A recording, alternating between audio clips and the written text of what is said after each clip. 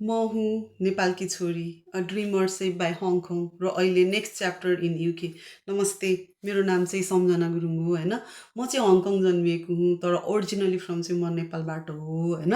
अनि मैले जीवनको चाहिँ 27 इयर्स चाहिँ मैले हङकङमा बिताएँ र अहिले म घरमै बस्ने आमा मात्र नभएर नि म चाहिँ के भन्छ एउटा नयाँ च्याप्टरमा चाहिँ हिँड्दैछु जहाँ म आफ्नो र आफ्नो परिवारको लागि चाहिँ सुनौलो भविष्य, उज्जवल भविष्य भनौँ न, त्यसको लागि लागिपरेको छु होइन। 27 वर्ष हङकङलाई मेरो आफ्नो घर बनाएर विभिन्न रेस्टुरेन्टहरूमा काम गरेँ। अब एज अ सर्भर, वेट्रेस, अनि अब बारटेन्डर, सुपरभाइजर एन्ड क्यासियर होइन, टु सपोर्ट माई फ्यामिली। त्यो पक्कै सजिलो थिएन होइन, तर प्रत्येक अनुभवले मलाई स्ट्रङ अनि इन्डिपेन्डेन्ट हुन सिकायो र मलाई होइन बलियो बनायो भनौँ न। अनि जब म स्पेसल बच्चाको आमा भएँ नि, अ, त्यसपछि चाहिँ मलाई मेरो बच्चालाई टाइम दिनुपर्ने भयो अनि मलाई एकदम गाह्रो भयो होइन। तर भित्री मनबाट चाहिँ म आफ्नो लागि केही काम गर्न चाहन्थेँ कि त्यो चाहिँ घरैबाट गर्न चाहन्थेँ। अनि हाम्रो राम्रो भविष्यको लागि अफकोर्स होइन। अनि सबैले आफ्नो लागि राम्रो भविष्यको त कामना गर्छ नि होइन र। तर यो यति सजिलो थिएन। There were a day I fell lust in a somewhere like lust. अनि तर मेरो जिम्मेवारी छ नि र सपनाहरूको बिचमा म फसेको फिल गर्थेँ, मैले महसुस गर्थेँ होइन। त्यो महसुस गर्थेँ अनि त्यहाँबाट चाहिँ मैले यो डिजिटल बिजनेसमा आएँ होइन। अनि फेरि फ्री वर्कसप हुन्छ नि, अनि फ्री वर्कसप अनि क्युरियोसिटी र होपमा मैले हेरेँ।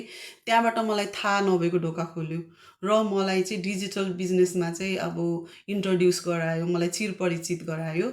अनि जब जहाँ चाहिँ विश्वभरिको होइन, विश्वभरिका मान्छेहरूले चाहिँ आफ्नै आफ्नो परिवारलाई टाइम दिएर पनि यो बिजनेस गरिराख्नु भएको थियो कि। अनि कति नेपाली परिवारहरू पनि हुनुहुन्छ यहाँ, त्यहाँ मैले त्यो स्टोरीहरू, नेपाली परिवारहरूको स्टोरीहरू देखेर पनि मेरोमा चाहिँ एउटा lid of spark in me के त्यस्तो भयो। त्यही भएर चाहिँ मैले यहाँ यो बिजनेस स्टार्ट गरेकी हुँ होइन। अनि सबैभन्दा राम्रो कुरा चाहिँ के छ भने यसमा चाहिँ कुनै पनि अनुभव आवश्यकता थिएन होइन। अनि मलाई अनुभवी मेन्टर, कोचको साथसाथै अनि कोचको साथसाथै ट्रेनिङ प्रोभाइड गरिदिनु भयो उहाँहरूले, जसले गर्दा चाहिँ मलाई मेरो आफ्नै बिजनेस अनि रन गर्नुमा चाहिँ मद्दत गर्नुभयो होइन। त्यसले गर्दाखेरि मलाई उनीहरूले सहयोग गरेपछि त मलाई सजिलो भयो होइन। आज म यो कुरा सेयर गर्न पाउँदाखेरि चाहिँ प्राउड फिल गर्छु कि। आई फिल सो प्राउड कि म घरबाट काम गर्छु र म एक सक्सेसफुल इन्टरप्रेनरको रूपमा जस्तो मदरलाई इन्सपायर पनि गर्दैछु, साथै आफ्नो छोरी, ड्याडी, मम्मीलाई पनि केयर र टाइम दिन सक्छु होइन। अनि मेरो प्यासन इज टु इन्सपायर गर्नु होइन, र उनीहरूलाई इन्सपायर गर्नु, म जोडिनु, उनीहरूलाई जोडाउनु यहाँ। अनि यदि म यो गर्न सक्छु भने तपाईँहरू पनि गर्न सक्नुहुन्छ होइन। अनि त्यो भन्न चाहन्छु। अनि मेरो लक्ष्य चाहिँ सफल बिजनेस मात्र नभएर चाहिँ अर्थपूर्ण र सन्तुलित ब्यालेन्स जीवन चाहिँ के भन्छ गर्नु हो, स्टार्ट गर्नु हो। लाइक बच्चालाई टाइम दिएर ब्यालेन्स गरेर त्यस्तो गर्नु हो। अनि मेरो अनुभवमा चाहिँ अरूलाई यो देखाउनु सक्छु कि, मद्दत गर्न सक्छु कि यो यदि हामीले होइन बिलिभ अनि ट्रस्ट गर्नु सक्यो भने चाहिँ अवसरहरू चाहिँ जताततै हुन्छ। जस्तो कि अब म घरबाट पनि यो रन गरिरहेको छु नि त होइन। एउटा सिम्पल स्टेपबाट सुरु गरेको मैले यो होइन। एउटा सिम्पल स्टेपबाट सुरु भएको बाटोमा मैले अहिले होइन यति मान्छेहरू भेटेको छु मैले, हेल्पफुल मेन्टरहरू, कोचहरू मैले भेटेको छु।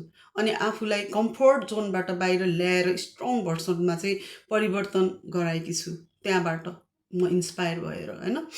अनि अनि म साँच्चै विश्वास गर्छु कि होइन हरेक चुनौतीले पक्कै पनि हरेक चुनौतीले एउटा न एउटा पाठ बोकेको हुन्छ कि।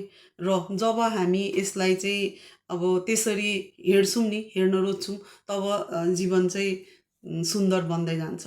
सो यदि तपाईँ पनि अभिभावक हुनुहुन्छ, सबै आफ्नै लाइक बच्चालाई सधैँ टेक केयर गर्नुपर्छ, घरबाट बाहिर काम गर्नु सक्नुहुन्न भनेदेखि चाहिँ होइन, र तपाईँ आफ्नो लागि केही गर्न चाहनुहुन्छ, त्यस्तो खालको व्यक्ति हुनुहुन्छ भने चाहिँ म चाहिँ तपाईँलाई चाहिँ होइन के भन्छु भन्दाखेरि मैले गरेको जस्तै काम चाहिँ गर्न सक्नुहुन्छ तपाईँले होइन। मैले गरेको जस्तै काम गर्न सक्नुहुन्छ। अनि त्यसको लागि चाहिँ तपाईँलाई चाहिँ म इन्भाइट गर्छु होइन, हाम्रो फ्री वर्कसप हेर्नुहोस्।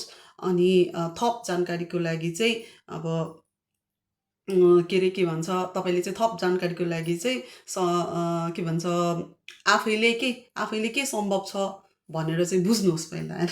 अनि त्यसपछि तपाईँले चाहिँ मलाई चाहिँ आफैले के सम्भव छ भन्ने कुरा विचार गरेर चाहिँ अनि मलाई चाहिँ मेसेज गर्न सक्नुहुन्छ थप जानकारीको लागि चाहिँ होइन। अनि तपाईँको कथा चाहिँ यो एक स्टेपबाट सुरु हुनसक्छ कि जस्तो कि मेरो। Thank you. नमस्ते। Bye by.